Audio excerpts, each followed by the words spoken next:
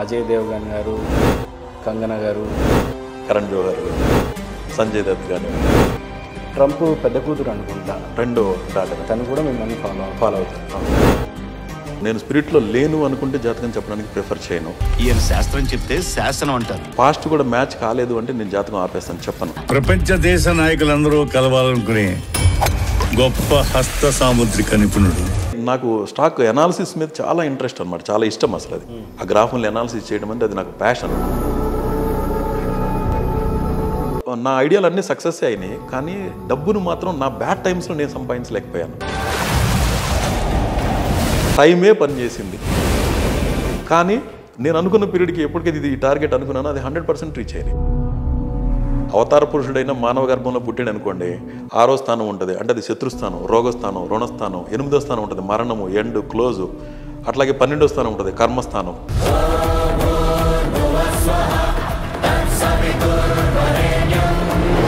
ఎట్లాంటి వాళ్ళైనా సరే ఈ జనన మరణాల చక్రంలో కనుక పుట్టారు అంటే కర్మకు బాధ్యుడే అవుతాడు ఈ సిస్టంలోకి వచ్చాడు అంటే.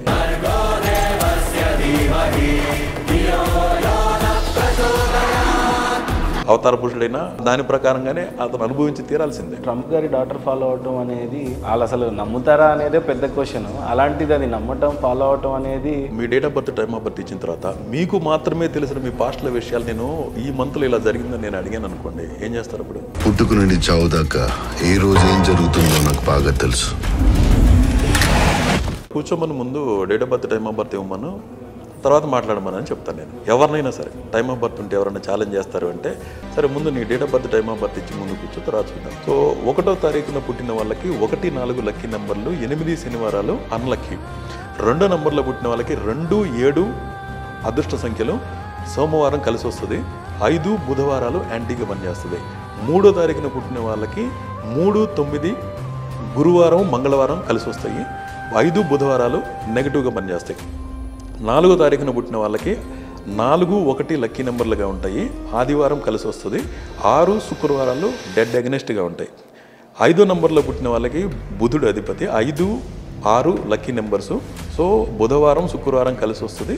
సోమవారం 2 నంబర్లు కలిసి రావు. 6 నంబర్లో పుట్టిన వాళ్ళకి 9, 6 లక్కీ నెంబర్లుగా ఉంటాయి. శుక్రవారం, మంగళవారం కలిసి వస్తుంది.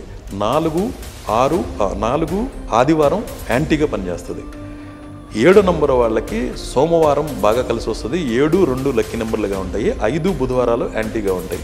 8వ నంబర్లో పుట్టిన వాళ్ళకి 8 బాగా కలిసి వస్తుంది. శనివారం బాగా కలిసి వస్తుంది. 1 ఆదివారం కలిసి రాదు. 9వ నంబర్లో పుట్టిన వాళ్ళకి 9, 3 లక్కీ నెంబర్లు, మంగళవారం, గురువారం లక్కీగా ఉంటాయి. 8 శనివారాలు కలిసి రావు. ఇప్పుడు చెప్పిన ఈ ఫార్ములా ప్రకారం నంబర్లన్నీ రాసుకొని మీ చుట్టూ ఉండే వాళ్ళ జీవితాల్లో ఎవరైనా ఫెయిల్యూర్ అయ్యారు అంటే వాళ్ళ డేట్ ఆఫ్ బర్త్ తీసుకోండి, వాళ్ళ యాంటీ నెంబర్ ఏంటో చెక్ చేయండి.